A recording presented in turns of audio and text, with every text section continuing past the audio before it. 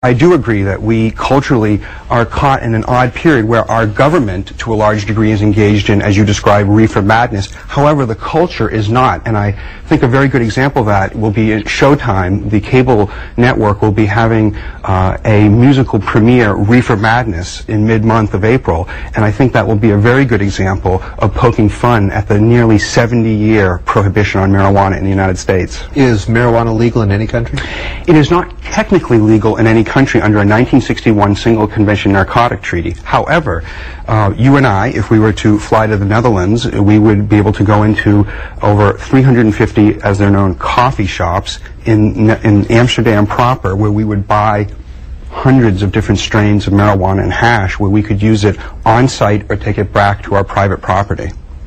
And that's the only country where you can do that? That's virtually the only country where you can do that. There are certainly other countries where marijuana enjoys a de minimis enforcement of law. Countries like Jamaica, Belize, Costa Rica, many throughout Africa and Asia. What about Canada?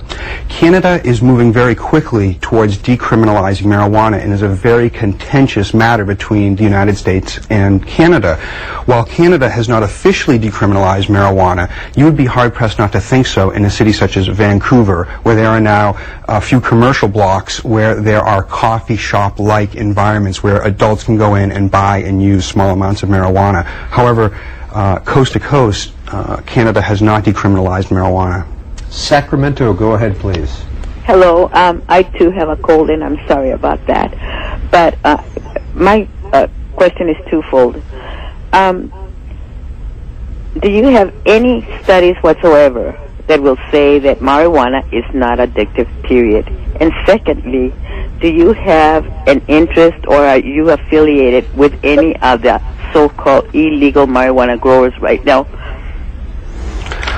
No, I'm not affiliated with any illegal marijuana growers. I live a few blocks from the White House and live a rather K Street existence, if you will. Your first question, which had to do with... it's slipped my mind. We hate to think that the kind of stereotypes could be come up with between our not being able to remember her first question here. Association with illegal marijuana growers and... whether addictive, yes. Again, since 1972, there have been at least 8 different major studies looking at whether marijuana causes the same level of physical and psychological addictiveness that does, say, drugs like cocaine, morphine, heroin. And it simply does not have that capability. Cannabis does not create a striving to use cannabis. And if one doesn't use it, they don't become... they don't go through withdrawals, and they don't act illogically. And they don't government studies? Yes. All of the studies that look at marijuana, for all intents and purposes, are funded by the taxpayers. Next call for Alan St. Pierre is Fort Lauderdale. Go ahead. You're on the air. Yes. Good morning. I will be 66 next month. I have smoked pot since I am 18 years of age. I've raised 3 children. I've worked smoking pot. 2 years ago, I've decided to quit and put it down.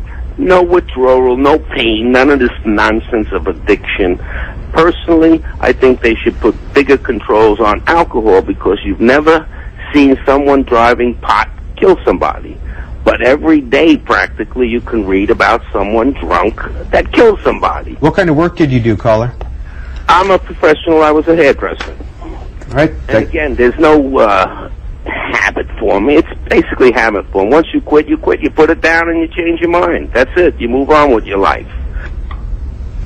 His experience seems to be very similar to many, many older Americans today, and one of the largest aspects, components of changing marijuana laws, which is totally beyond the control of the government, is demographics and the baby boom generation. This gentleman represents, to a large degree, the baby boom generation, whose mores and values developed after 1960.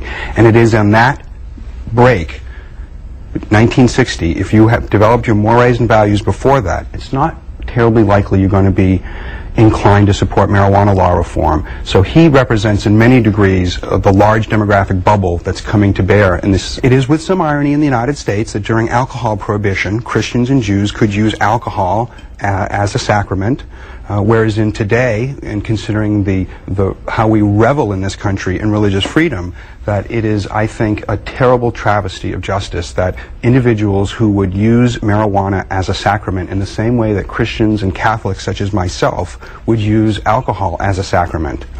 So again, there is no religious exemption for the use of marijuana in the United States. How many people currently are prescribed for medical marijuana use?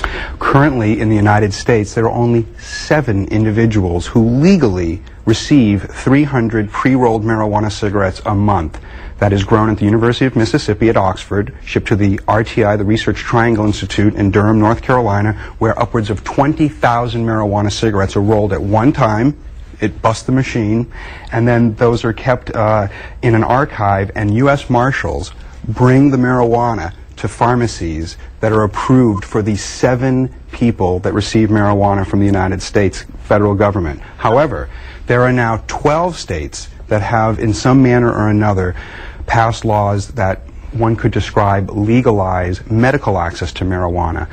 For example, in Oregon, there are 14,000 people currently registered with the state of Oregon to use marijuana. So if I was to add up in the aggregate all of these states, approximately 140,000 Americans are currently legally using marijuana at the state level. But when you say legally, I mean, are those 14,000 people in Oregon at risk of being arrested? They are not per se, and this is, we could almost spend the entire time talking about the difficulties of what we describe about medical marijuana. In the state of California, for example, the first state that legalized medical access in 1996, in that state, if you get caught with marijuana, you have a prima facie defense for your use of marijuana. And in the state of California now, after people prove that they have a doctor's recommendation, not a prescription. That's the fundamental difference here between prescription and recommendation. So with a recommendation, if you get caught, and if you are in a state, say, like Oregon, where they actually give you a card, and the police pull you over on the side of the road and they think you've been using marijuana, you now have the ability to show the police that you are a registered state agent to use marijuana. If you don't have that card, you certainly can be arrested. Time for 2 more calls with our guest. Newton, New Jersey. Go ahead. Yes, hi.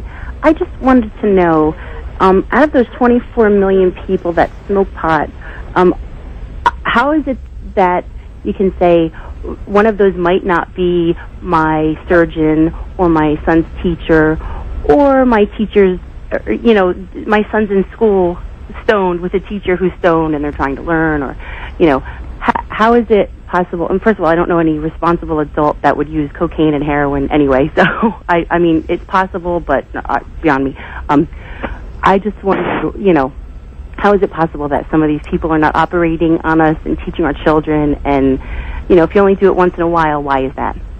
Well, I appreciate the question. Of course, nobody wants to have their child's school bus driver or their surgeon or the jet pilot high on marijuana. Now, that's clear. However, we have standards in this country. We have impairment standards for alcohol, and one could argue we need the exact same thing for marijuana, which we actually do not have today. Such as that if I got pulled over today and my urine was to come up positive for past use 2-3 weeks ago, I would be held legally liable for driving while impaired. That makes no sense from a scientific point of view. So your point is well taken. If we want to have control over the safety-sensitive positions, Prohibition does not deliver that to us. Through regulation, control, and impairment testing, we get the very level of safety that we're seeking. So everybody on both sides of this issue do not want to have impaired drivers, surgeons, parents driving children to school, etc. That's a given. Last call for Alan St. Pierre, Lowell, Massachusetts. Hello, Mr. St. Pierre. I would just like to say I'm a 64-year-old woman, and most of my friends who are in their 60s, 70s, and even up to their 80s, we all smoke marijuana, and we have since the 60s. When we don't want to smoke, we don't smoke, and we do. Some of these women smoke every day. Some of them are social workers, and there are teachers in there. They don't smoke in the daytime. They come home at night. Instead of having a martini, they'll have a joint. And nobody has ever crashed into anyone. No one has ever killed anyone. No one has ever started a fight over a joint in a bar. And we just feel like the liquor industry has a great deal to do with squashing marijuana, because we know their sales going down if marijuana is legalized. But it's just ridiculous that we have to live in fear you know, and wonder if the mailman's going to smell it or the cable man's going to smell it. And we have to worry about this. And we're old ladies, you know. We're not going to hurt anybody. And we just think this stuff should be legalized, and if not legalized, at least decriminalized, because the prisons are filling up with young people. It's absolutely insane. And good luck to you, sir, and I hope everything goes well and we can beat this. Thank you. Well, again, what can I say other than I appreciate your call, your sentiments, and I think that to a large degree you represent many Americans that believe that if marijuana should not be legalized and morally and legally controlled like alcohol, at the very least it ought to be decriminalized. And what I mean by that specifically is 100 million Americans, 12 states have decriminalized marijuana. If you get caught with a small amount, typically 1 ounce or under, that's approximately 35 marijuana cigarettes, you simply get a small fine. You're not introduced in the criminal justice system. You get to keep your student loan. You're not thrown out of Section 8 housing. You have a future in the military. You can get a security clearance with a private defense contractor. So even if we don't legalize marijuana, at the minimum, we should decriminalize it for responsible adult use.